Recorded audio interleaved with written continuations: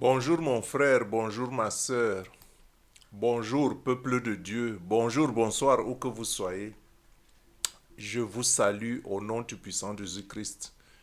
Que la paix et la grâce du Seigneur Jésus reposent sur vous. Je disais que la paix et la grâce du Seigneur Jésus reposent sur nous parce que moi-même aussi j'en ai besoin. Mon frère, ma sœur, avec tout le respect que je vous dois, je voudrais me permettre de vous dire aussi des choses désagréables afin que le peuple de Dieu se réveille. Je le dis par amour parce que beaucoup d'enfants de Dieu sont dans les murmures. Et je souhaite que le peuple de Dieu se réveille. Et parce que nous sommes le corps du Christ et que l'engagement de beaucoup engage nos destinées ensemble. Je disais que beaucoup d'enfants de Dieu sont dans le murmure, oubliant que nous sommes dans une guerre. Nous sommes dans une guerre spirituelle. Dieu a perdu un tiers de ses anges. Dieu a perdu un tiers de ses anges. Et moi, j'aurais bien voulu savoir ce que Satan a dit à ces entités qui avaient des positions élevées dans la gloire de Dieu. J'aurais bien voulu savoir ce que Satan a dit à ces entités avant qu'ils le suivent. Bon, néanmoins, ce n'est pas le sujet. Revenons aux enfants de Dieu. Parce que je disais que les enfants de Dieu sont dans le murmure. Et beaucoup se plaignent de leurs conditions. Et beaucoup estiment que Dieu ne fait pas assez pour eux. Et par conséquent, leur préoccupation, c'est juste ce qu'ils veulent. Je veux le mariage, je veux la maison, je veux l'argent, je veux la voiture, je veux être riche. Alors que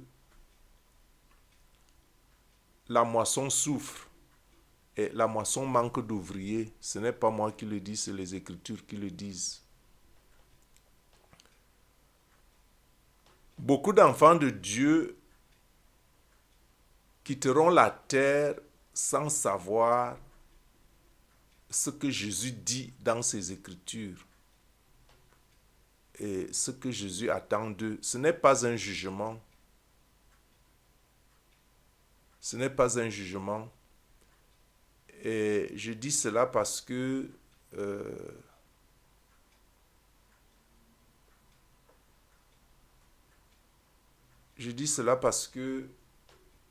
j'ai l'impression, quand je cause avec beaucoup de chrétiens, avec beaucoup de frères et sœurs, j'ai l'impression que beaucoup ignorent la réalité de cette guerre qui se déroule autour de nous. Et beaucoup ignorent pourquoi les choses des fois vont mal. Ils se disent Dieu Tout-Puissant, pourquoi je mérite cette vie, qu'est-ce qui se passe avec ma vie, ainsi de suite. Et puis, quelque part, on se dit enfant de Dieu, mais on ignore les réalités qui entourent la vie d'appartenir à Jésus-Christ. J'ai bien dit qu'ils sont ses enfants, même à défaut. Parce que Jésus est mort pour tous. Jésus est mort pour tous. Jésus est mort même pour les égarés. Il est donc nécessaire de comprendre qu'il faut prendre part aussi. Quand on est enfant de Dieu, il faut prendre part aussi au désastre ou bien à la guerre. Il faut prendre part au mal que l'ennemi afflige au peuple de Dieu. Ce n'est pas que l'ennemi soit très fort, mais le seul problème est que la terre a été donnée au Fils des hommes. Et par conséquent, Satan utilise ses agents, qui sont des êtres humains. Dieu a aussi besoin des personnes. Dieu a besoin des personnes qui luttent pour la cause du royaume sur la terre. Il ne faut pas penser que parce que Dieu est tout puissant, Dieu lui-même descendra et il fera des choses. Non, la terre a été donnée aux fils des hommes. Et nous avons été envoyés sur la terre pour dominer la terre. Et si nous, les enfants de Dieu, nous ne nous engageons pas dans l'œuvre du royaume et dans le combat, alors nous donnons l'avantage à l'ennemi. Voilà le problème que nous avons. Et donc, ceux qui vous attaquent, les influences et tout ça, ce n'est pas Dieu qui viendra absolument résoudre ces problèmes. C'est nous sommes la main prolongée de Dieu quelque part. Et si Dieu est notre secours, si Dieu vit en nous, il faut donc que nous soyons aussi en action. Hein? Donc, nous faisons déjà beaucoup de choses au nom de notre foi. Sauf que beaucoup d'enfants de Dieu euh,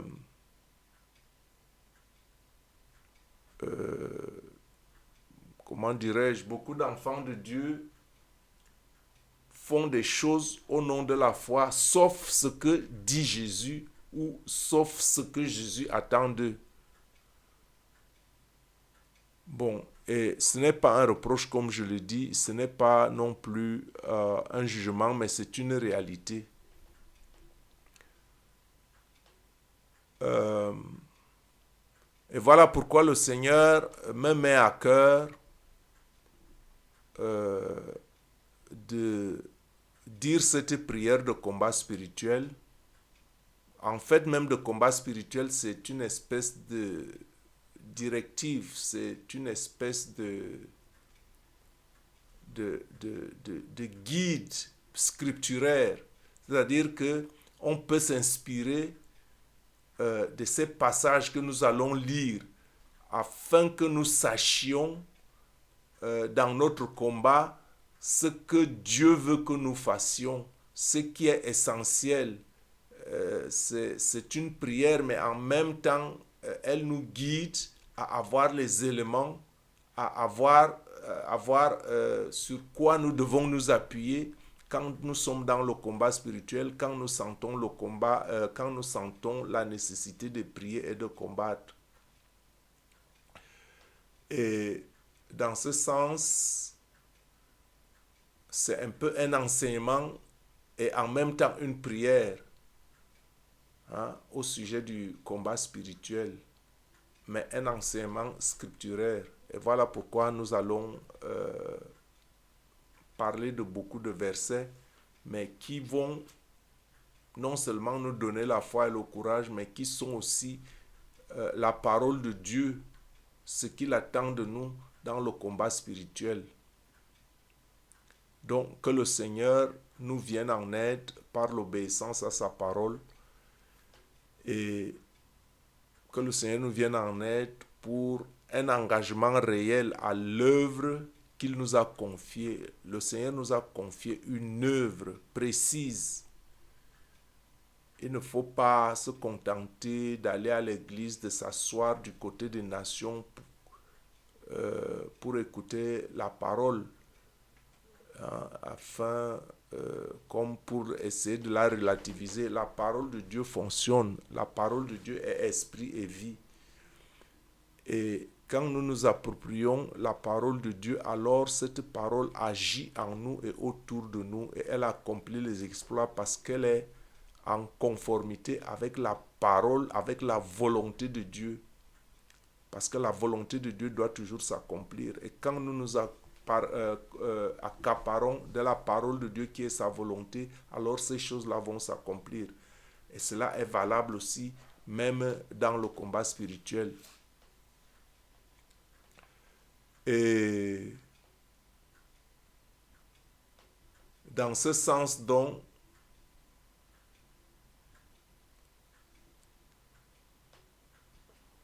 Jacques nous dit d'emblée au chapitre 4, verset 57, de nous soumettre à Dieu, de résister au diable et il fuira loin de nous. Donc si Jacques nous conseille de nous soumettre à Dieu, ça veut dire que quelque part, il y a la nécessité d'être obéissant à Dieu, que nous ne sommes pas toujours obéissants à Dieu. Donc il est nécessaire que nous nous soumettons à Dieu et à sa parole. Et à ce moment, en nous soumettant à Dieu, l'obéissance à Dieu est un moyen de résistance au diable. Quand on obéit à Dieu, automatiquement, le diable fuira loin de nous.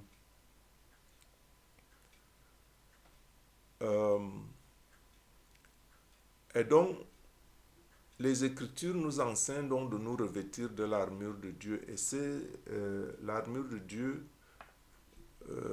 elle est décrite un peu plus dans toute la Bible, mais beaucoup plus en Éphésiens au chapitre 6, que chacun se devra peut-être donc de lire pour ceux qui recherchent des solutions à leurs problèmes et qui veulent combattre dans le combat de l'esprit à la chambre haute, comme nous le dit en Éphésiens au chapitre 6, verset 12, que nous n'avons pas à combattre contre la chair et le sang. Nous n'avons pas à combattre contre la chair et le sang. Il ne faut surtout pas comprendre que ce qui nous arrive l'est juste de manière physique. Non, c'est d'abord spirituel, parce que même ceux qui nous combattent au lieu de service ou dans la rue ou n'importe où, ce sont les esprits qui les influencent, parce que j'ai dit que Dieu a besoin des hommes, de ses enfants, tout comme Satan utilise aussi ses envoyés visibles et invisibles. Nous avons donc à lutter contre les puissances, contre les autorités et contre les souverains anges déchus du monde des ténèbres. Nous avons à lutter contre les esprits du mal dans les lieux célestes, parce que le quartier général de Satan est au deuxième ciel. Quand on l'a précipité du trône, il est descendu au deuxième ciel, donc il est quand même au-dessus de nous. Et voilà notre plus grand problème, parce qu'il faut donc que nos prières percent donc les écluses des cieux pour arriver au trône, même si Dieu est partout. Je l'ai déjà dit, que Dieu ne règne que là où on l'invite. Et c'est pourquoi donc les Écritures nous demandent donc en Éphésiens 6 au chapitre 13 que pour la réussite de notre combat spirituel, il faut prendre toutes les armes de Dieu pour résister dans les jours mauvais, parce que si Dieu déjà lui-même a perdu un tiers de ses anges, qui sommes-nous pour dire que Satan ne va pas nous attaquer d'une manière ou d'une autre? Nous qui déjà sommes dans le péché, même si Jésus-Christ nous a sauvés et que Jésus-Christ nous donne la victoire. Jésus nous donne la victoire, mais il faut que nous nous efforcions donc de saisir le Saint-Esprit, de marcher dans les voies de l'Esprit, de marcher dans la parole de Dieu, cette parole qui est esprit et vie, et qui ne rentre donc pas à Dieu sans avoir accompli ce pourquoi elle est sortie. Et donc, quand nous nous accaparons de la parole de Dieu, elle nous donne la victoire automatiquement, et ce n'est qu'une question de temps. Donc il faut cesser de se lamenter, d'être toujours dans des prières que je veux ceci, je veux cela. Il faut se lever et se saisir de l'autorité que Jésus-Christ nous donne en lui, parce qu'il est écrit qu'à tous ceux qui ont cru, ils accompliront les mêmes œuvres que lui aussi il a faites. Et puis il nous donne en Luc au chapitre 10 verset 19 de marcher sur les serpents et sur les scorpions et sur toute la puissance de l'ennemi sans que rien ne nous arrive. Et voilà pourquoi donc il faut tenir ferme autour il faut tenir ferme dans la foi, ayant autour des reins une ceinture de vérité, la vérité, la vérité, la vérité de la parole de Dieu. Enfiler la cuirasse de la justice, la justice, la justice, et mettre comme chaussure aux pieds le zèle à annoncer l'évangile de Dieu. J'ai déjà dit que j'ai rencontré certains enfants de Dieu qui disent que prêcher, ce n'est pas leur problème. C'est vrai qu'il faut s'asseoir pour apprendre. C'est vrai qu'il faut écouter, il faut se laisser enseigner. Mais quand on choisit donc délibérément de s'asseoir du côté des nations, j'ai quand même là un problème, alors que le Seigneur dans les Écritures nous appelle à être des participants de la moisson, de moissonner les âmes pour les âmes, à œuvrer à l'œuvre de l'Évangile, puisqu'il a annoncé, il a demandé à ses disciples de parcourir le monde. Et la question est donc, pourquoi est-ce que nous disons que nous sommes en Jésus et que nous ne sommes pas du côté de ceux qui évangélisent? Pourquoi nous nous rangeons du côté de ceux qui sont dans les nations pour recevoir, pour écouter seulement l'évangile? J'ai là quand même un problème quand on dit qu'on a la foi. Et voilà pourquoi, donc dans le combat spirituel, les Écritures nous demandent de prendre en toutes circonstances le bouclier de la foi donc vraiment en Jésus-Christ est telle qu'il nous la recommande dans sa parole. Cette foi-là avec laquelle nous pourrons éteindre toutes les flèches enflammées de l'ennemi. Et le verset 17 donc, de Ephésiens 6 nous demande de faire bon accueil au casque du salut, puisque Jésus-Christ nous apporte le salut. Si nous avons accepté Jésus et qu'il nous apporte le salut, il nous faut donc arborer aussi l'épée de l'esprit qui est la parole de Dieu. Ça veut dire qu'il ne faut pas seulement se contenter à écouter la parole de Dieu, il faut aussi la proclamer, il faut aussi la connaître, il faut aussi l'étudier. Et voilà pourquoi donc au chapitre 18, il y a une recommandation très importante pour le combat spirituel, où il est dit: faites en tout temps par l'esprit toutes sortes de prières et de supplications, veillez à cela avec une entière persévérance. Faites en tout temps par l'esprit toutes sortes de prières et de supplications, et veillez en cela avec une entière persévérance. Ça veut dire que en tout temps et en tout lieu, on ne peut pas prier partout, donc il faut qu'on est toujours, on reste en contact avec Dieu, avec le cœur, parce que ce que nous vivons, nous ne pouvons pas l'oublier. Il faut que cela remonte toujours en surface, que cela vienne à notre bouche. Seigneur, viens à mon secours. Seigneur, je t'aime. Seigneur, je vais aller pour toi. Seigneur, je vais être à ton service. Seigneur, pardonne-moi mon péché. Voilà autant de petites courtes prières que même si on fait du n'importe quoi, on est toujours en contact avec le Seigneur en tout temps et en tout lieu, et avec quelques versets. Seigneur, donne-moi de proclamer ta parole. Seigneur, donne-moi d'être à ton service. Seigneur, donne-moi de rechercher toujours la vérité et la justice. Seigneur, augmente ma foi. Seigneur, purifie mon cœur. Seigneur, pardonne mes péchés. Voilà autant de choses. On peut le dire à longueur de journée et cela nous aidera.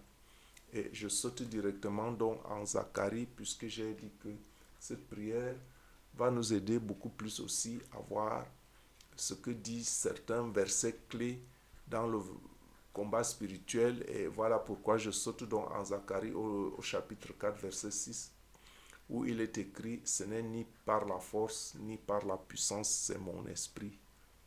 Ce n'est ni par la force ni par la puissance, c'est mon esprit. Donc quand on est dans le combat, ce n'est pas qu'on arbore une force particulière, c'est juste parce que nous prions le Seigneur de nous donner son esprit qui est déjà un don. Et cet esprit, on se le saisit quand on recherche la sanctification. Il n'y a pas d'autre solution, parce que l'Esprit de Dieu, comme il est écrit, il est saint. Et il faut lui aménager un domicile agréable afin qu'il soit avec nous, afin que partout que nous allions, que l'Esprit soit avec nous. Et quand l'Esprit de Dieu est avec nous, quelles que soient les attaques, nous sommes sûrs d'être toujours vainqueurs. Parce que par nous-mêmes, nous ne pouvons pas grand-chose. Et voilà aussi pourquoi Romains au chapitre 14, verset 11 nous dit que « Je suis vivant, dit le Seigneur, chacun pliera le genou devant moi et toute langue rendra gloire à Dieu. » C'est Dieu qui parle, Dieu ne ment pas, n'est-ce pas? Quand il dit qu'il est Seigneur, que chaque genou pliera devant lui et que chaque langue confessera qu'il est Dieu, ça veut dire que la victoire est à lui. Et quand nous sommes en lui, qu'est-ce que nous avons à craindre? Que peut nous faire l'homme? Et le verset de Philippiens 2, 10 nous dit, afin qu'au nom de Jésus, chaque genou plie, le genou dans le ciel, sur la terre et sous la terre, et que toute langue reconnaisse que Jésus-Christ est le Seigneur, à la gloire de Dieu le Père. Ce verset donc de Philippiens 2, 10 qui rejoint le verset de Romains 14, 11, que tout genou fléchira devant le Seigneur, que la victoire est à notre Dieu, et si nous sommes en Dieu, quelles que soient les difficultés de l'heure, il faut avoir la patience et de grandir en foi et dans le combat spirituel parce que Jésus a déjà acquis la victoire sur la croix. Et c'est sur cette victoire que nous allons dans le combat. Donc, quelles que soient les épreuves, nous devons être sûrs que l'issue est notre victoire. Comme il est écrit en Apocalypse au chapitre 12, verset 10. Maintenant, le salut est arrivé. Donc, dis maintenant, le salut arrive dans ma vie. Quand tu vas donc prendre ta vie au sérieux et te mettre dans le combat spirituel, pas ce combat, on ne combat pas comme combat le monde, on combat à partir de la chambre haute. En sortant chaque matin, tu donnes ta journée au Seigneur, tu dis Saint-Esprit, viens avec moi, je me purifie, aide-moi à nettoyer ce temple afin que ton séjour dans mon temple te soit agréable, afin d'être avec moi dans toutes les circonstances et dans toutes les situations. Alors tu verras aussi le salut venir pour toi, qu'il ne sera plus que prophétique comme cela est écrit au chapitre 12 de l'Apocalypse au verset 10. Hein? Le salut est arrivé ainsi que la puissance, le règne de notre Dieu et l'autorité de son Messie. Donc il faut oser user de l'autorité que nous avons en Jésus-Christ qui nous a donné en Luc au chapitre 10, verset 19, de marcher sur les serpents et sur les scorpions et sur toute la puissance de l'ennemi sans que rien ne nous arrive. Il ne faut pas penser que ce sont des choses qu'on a dit comme ça, des choses vraies qui marchent, mais il faut marcher dans la parole de Dieu. Il faut marcher dans les voies de Dieu afin de se saisir de l'autorité. Et j'ai déjà dit que c'est la recherche de la sainteté qui nous donne l'autorité en Jésus-Christ. Et voilà pourquoi il est écrit que dans ce verset que, en effet, il a été jeté dehors, l'accusateur de nos frères et de nos sœurs, celui qui les accusait jour et nuit devant notre Dieu, parce que Satan est un accusateur. Or, on sait que Jésus-Christ nous a déjà affranchis et que Satan n'a rien quand on est vraiment ancré en Jésus-Christ et qu'on a reçu le salut. Satan n'a pas à nous accuser puisque Jésus-Christ a détruit les actes et les ordonnances qui nous condamnaient. Il les a détruits et il nous a libérés et nous sommes libres. Et donc, il faut se défaire de cette conscience. Et c'est ça qui aussi nous renforce dans la foi et dans le combat, partant dans le combat en sachant que nous sommes vainqueurs et que nous sommes libres, que nous ne sommes plus sous l'influence de Satan, parce que tout ce que Christ a sauvé sont véritablement libres. Tous ceux qui sont en Jésus-Christ sont véritablement libres. Et le verset 11 finit donc en disant que nous l'avons vaincu à cause du sang de l'agneau et à cause de la parole de notre témoignage. Donc il y a deux éléments très essentiels dans le combat spirituel, à savoir le sang de l'agneau qui a été versé à la croix. C'est ce même sang qui nous purifie. Quand on recherche la sanctification, il faut prier le sang qui nous purifie, c'est spirituel. Il faut savoir que la parole, quand elle est la parole de Dieu, elle accomplit aussi sa mission, parce que cette parole est esprit et vie. Et donc on se purifie du sang de Jésus. Et c'est ce même sang de Jésus qu'on engage dans le combat contre l'ennemi. Et on engage aussi donc cette parole, qui est notre propre parole, mais qui doit rejoindre la volonté de la parole de Dieu, que nous nous approprions dans le combat. À ce moment, Satan est terrifié par le sang de Jésus et par la parole de notre témoignage. Donc il faut déclarer les choses. Et ce même témoignage fait que nous acceptons que nous sommes pécheurs, donc nous nous levons dans le sang de Jésus et nous confessons en même temps nos péchés, parce que nous ne sommes pas parfaits. Et quand nous confessons nos péchés, il y a un témoignage qu'il est fidèle et juste pour nous pardonner, pour nous purifier de tout mal. Parce qu'on ne peut pas combattre Satan sur son propre terrain étant dans le péché. C'est comme les 7 fiches de Sheva qui avaient essayé donc de chasser aussi les démons. Et le démon leur a dit, je connais Paul, je connais Jésus, mais toi tu es qui? Parce que tu ne peux pas combattre Satan étant de son côté. Ce n'est pas possible. On ne peut combattre Satan que quand on est en Jésus-Christ, ferme dans la foi, ferme dans l'obéissance, hein, ferme dans les voies de Dieu. Donc il faut prendre Dieu au sérieux, il faut prendre sa parole au sérieux, il faut rester dans l'obéissance. Et voilà pourquoi nous allons prier un peu avec le psaume 111. On prie avec le psaume 111 en disant que la louange est la chose qui fait descendre Dieu au milieu de son peuple. Et voilà pourquoi le psaume 111 nous dit « Louez l'Éternel, je louerai l'Éternel de tout mon cœur dans la maison des hommes droits et dans l'assemblée. » Vous voyez que ce psaume insiste que la droiture est une chose qui fait fuir Satan. Je louerai l'Éternel de tout mon cœur dans la réunion des hommes droits et dans l'assemblée. Les œuvres de l'Éternel sont grandes, recherchées par tous ceux qui les aiment. Donc il faut aimer les œuvres de Dieu. Son activité n'est que splendeur et magnificence parce que les œuvres de Dieu sont grandes. Et si nous nous les approprions, nous en aurons au moins les petites. Et à défaut des petites, au moins, Satan fuira loin de nous et pour jouir donc de l'héritage que nous avons en Jésus-Christ. Donc, la justice du Seigneur, dans ce verset 2, subsiste à perpétuité. Et il a laissé le souvenir de ses merveilles quand il a sauvé les enfants d'Israël. Parce que l'Éternel fait toujours grâce à ceux qu'il appelle. Il est rempli de compassion. Et il a donné de la nourriture à ceux qui le craignent. Il se souvient toujours de son alliance. Et donc, si vous êtes dans la faim, ne dites pas que le Seigneur, lui, ne vous donne rien. Le Seigneur est juste, il est fidèle. Et quand les choses ne marchent pas, Dieu fait toujours son devoir parce que c'est un Dieu responsable. Quand les choses ne marchent pas, il faut beaucoup plus regarder de votre côté. Est-ce que vous essayez de vous conformer à ce que Jésus-Christ a dit?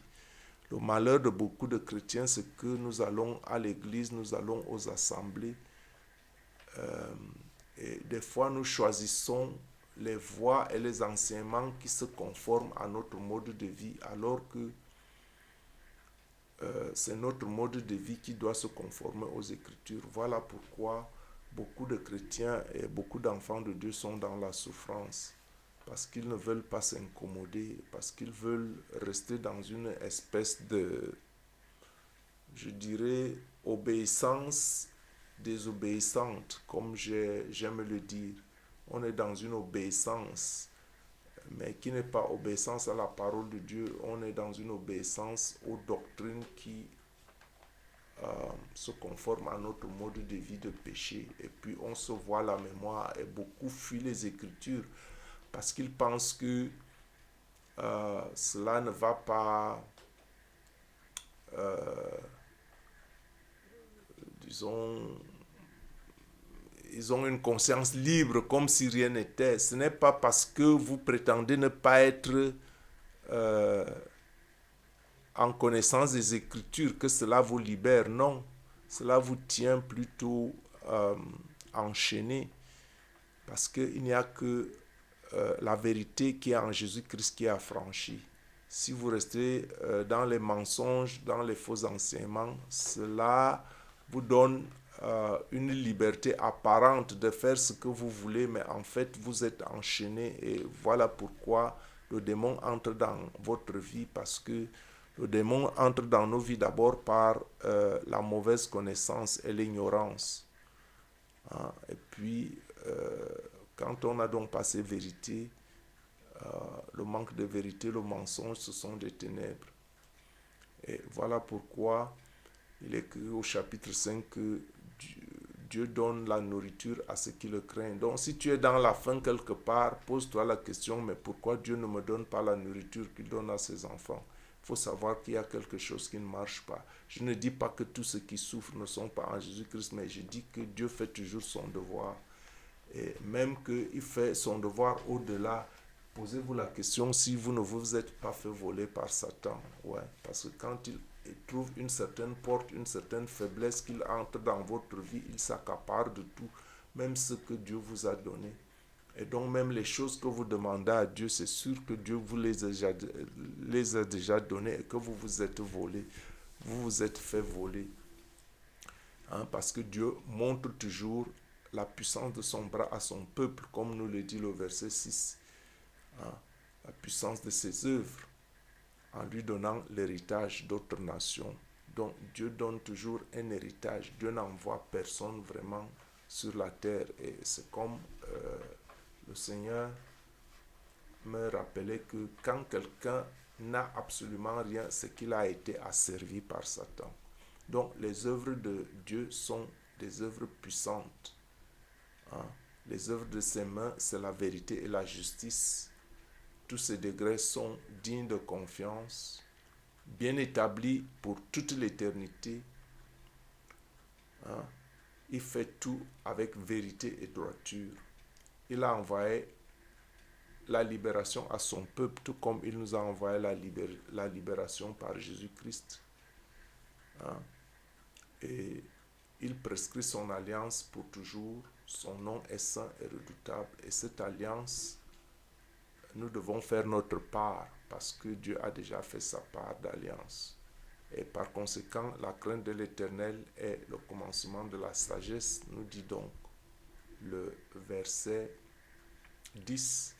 La crainte de l'Éternel est le commencement de la sagesse.